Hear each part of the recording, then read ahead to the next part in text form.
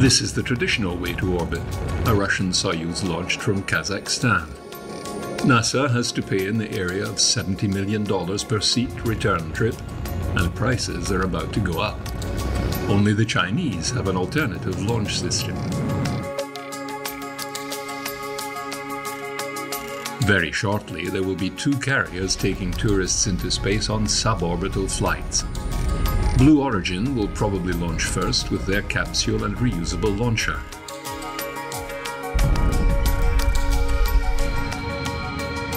Next will be Virgin Galactic and their suborbital space plane, launched from beneath a carrier aircraft and landing like one too, although to what altitude is still not known.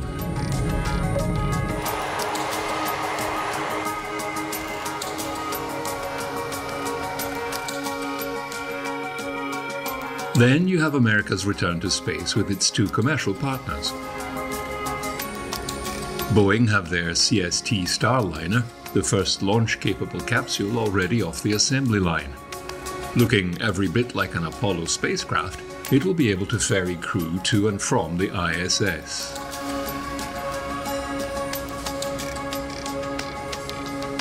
An unmanned test launch to the space station is imminent, and the crew has been picked to undertake the first few missions.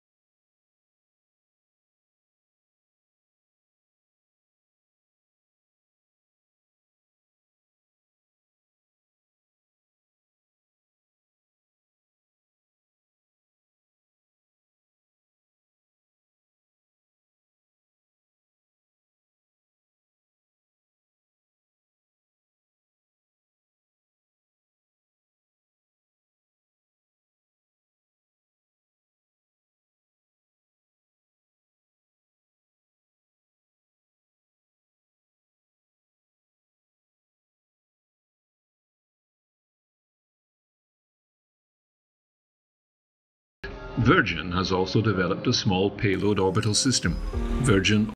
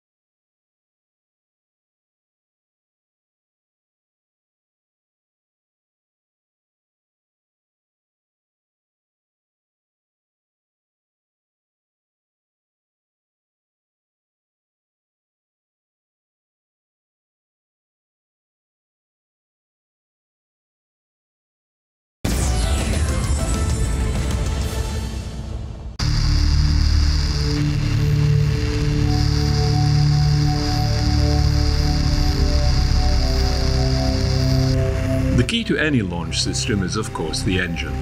The smaller, lighter, and more powerful, the better. They pose many design problems: fuel type, reignitable, chamber pressure limits, sea level or vacuum exhaust nozzle shape, but above all, reliability and cost. This is the Avio rocket factory in Colleferro, Italy. Here, engineers are developing the carbon fiber casing for the solid propellant rocket stages of ESA's new Vega C launcher. To build them, 5,000 kilometers of carbon fiber impregnated with epoxy resin is wound around a pre-made metal mandrel. This produces the very lightweight but sturdy casings for the first, second, and third stages of the Vega launcher. These casings are later fitted with an engine and loaded with solid propellant. One of these solid propulsion engines is the P120C. It was recently successfully tested in Kourou and is the largest and most powerful monolithic solid propulsion rocket ever built.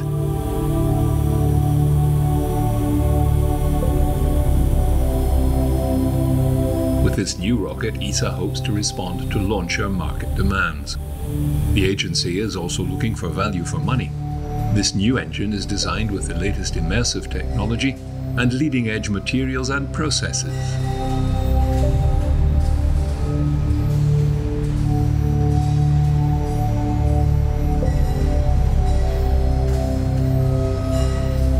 Mass production will bring down the unit cost, but the design is for both Vega C and the strap-on boosters for Ariane 6.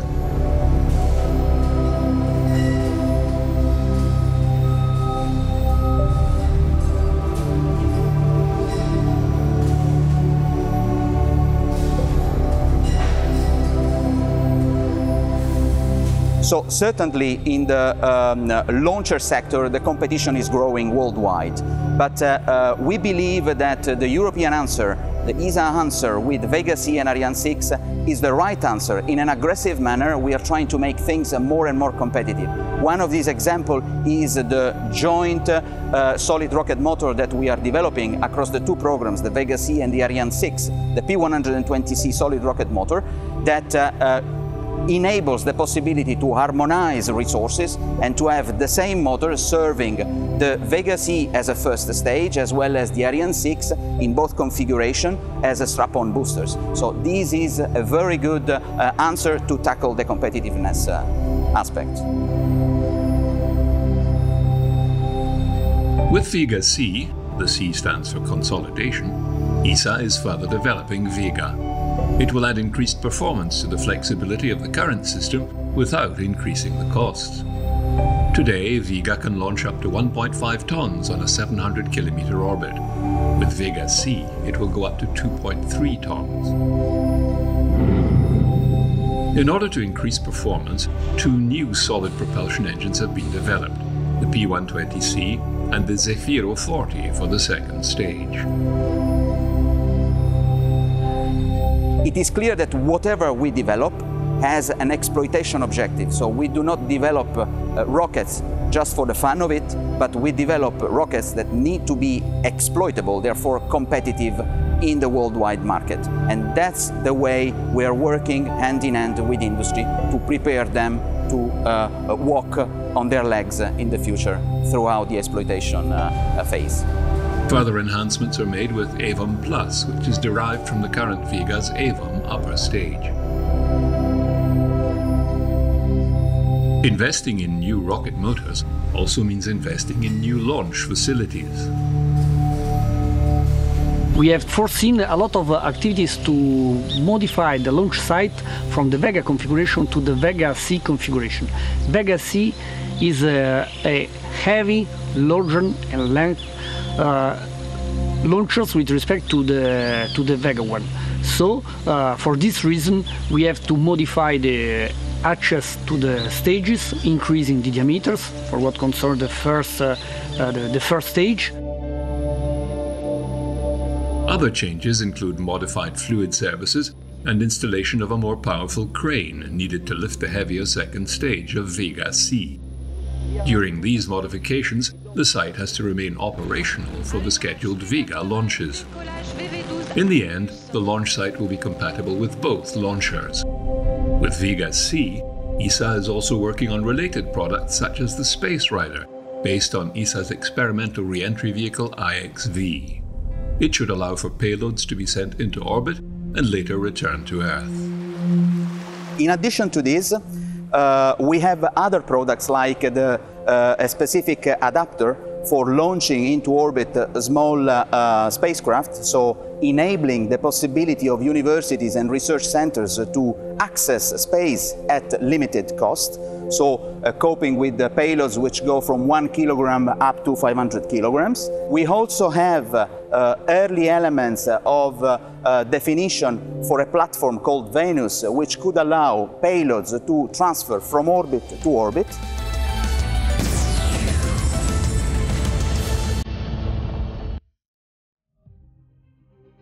One unit which has been around for years and is still the Ferrari of rocket motors is the Space Shuttle main engine.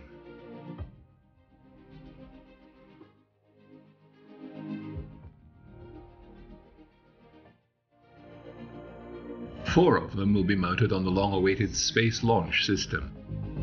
Reusing proven shuttle technology has saved time and money. The solid rocket boosters have been extended and tested.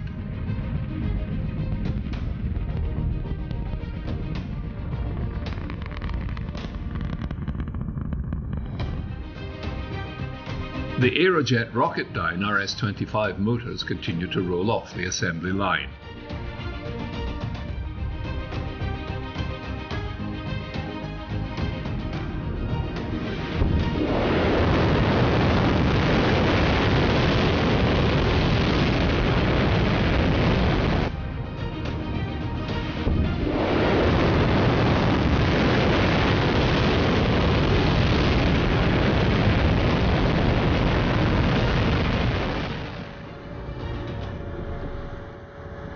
Fabrication of the immense components, cryogenic tanks, intertanks and fairings continues.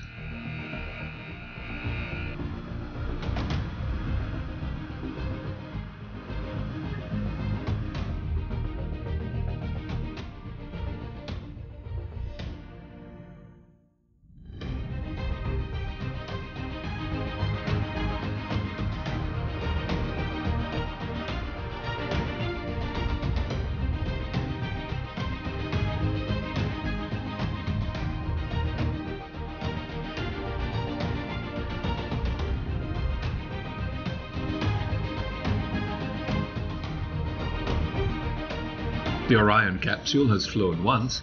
The second flight-ready capsule is being prepared for the grand show.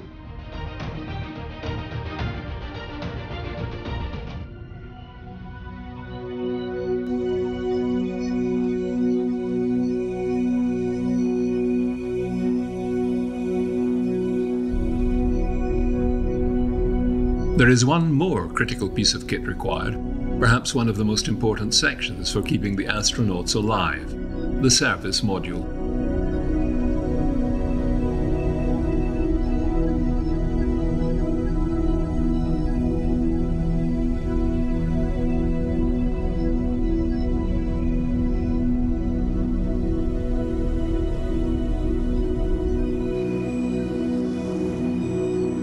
At Airbus in Europe, they have delivered the first flight-ready unit for the launch.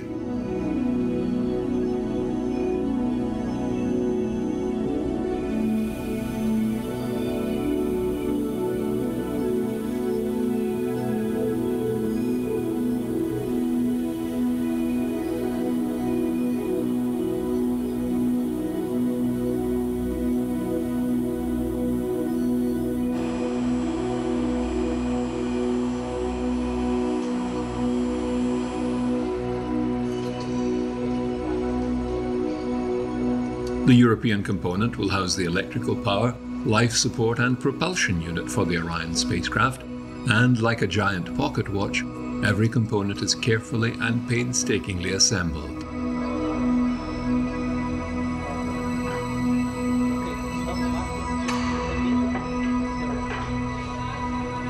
The European service module is part of an entire spacecraft built by an American company, Lockheed Martin, under the contract of NASA, and we are part of that. of that spacecraft NASA, Lockheed Martin is building, we are providing the European Service Module. We are providing the powerhouse of that entire spacecraft. That means we are providing the propulsion system, so the thrust to get into the dedicated orbit we would like to fly with the spacecraft. We are providing the air condition, I'm saying. That's the thermal control system of the entire spacecraft. We take care of the heat, which has been generated in the capsule, which has been generated out of several electronic components in the European Service Module as well. And we are making sure that that heat gets radiated into the outside of that spacecraft. On top of this, we are generating power. Our solar array wings are producing that power. We are conditioning that power and deliver that to the crew module and deliver that to the batteries which are located inside the crew module. And finally, we are also providing what the astronaut need to have to live in that spacecraft. That's mainly water in terms of the consumables, and that's oxygen and nitrogen to generate the atmosphere in the crew module itself.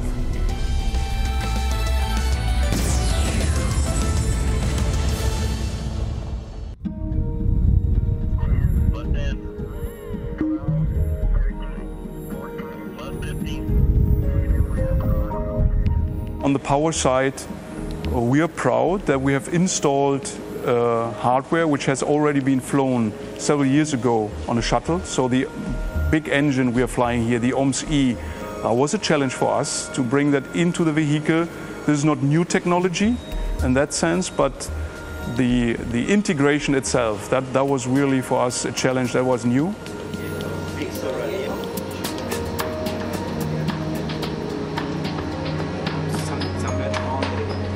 We're preparing ourselves to be ready for the final integration with the rest of the vehicle, and then we are ready for a test campaign in the US, which is including several environmental tests, several functional tests. That lasts a couple of months, up to that point where the NASA team is handing over the spacecraft to GSDO, to the launch campaign, so that the vehicle can be put onto the launcher, and then we are ready for flight.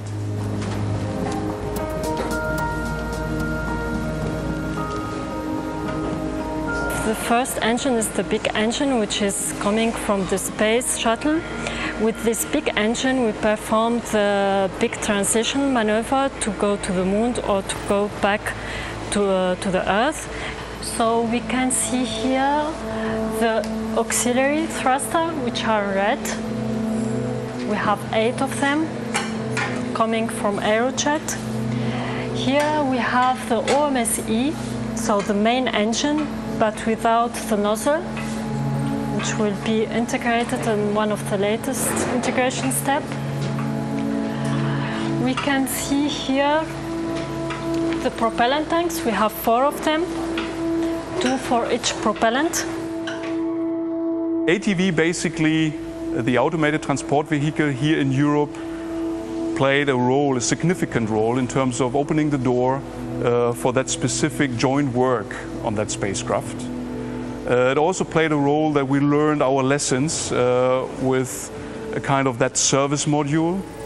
Finally, the components we have flown on ATV, there are not so many which we carry on in the Orion European Service Module.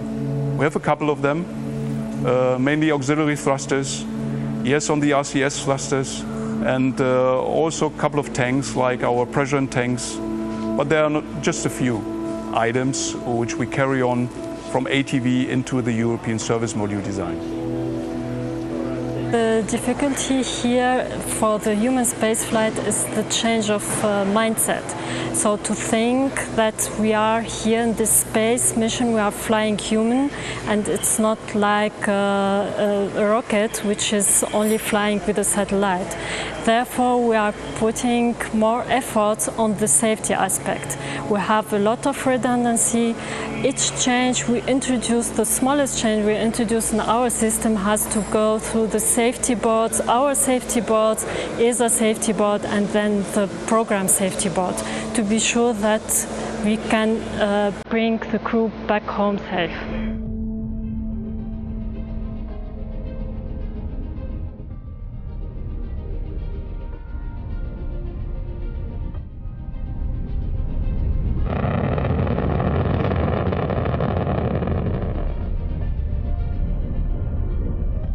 With Orion and the service module certified, the sky won't be the limit.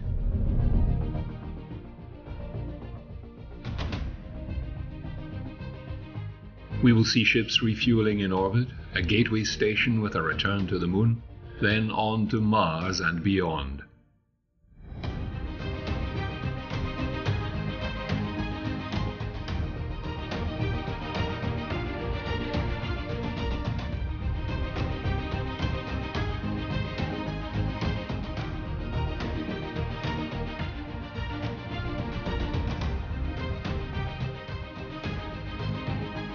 Opening space to industry and exploration, spaceflight will become the norm rather than the exception. Mining and manufacturing in orbit, power production, and habitats.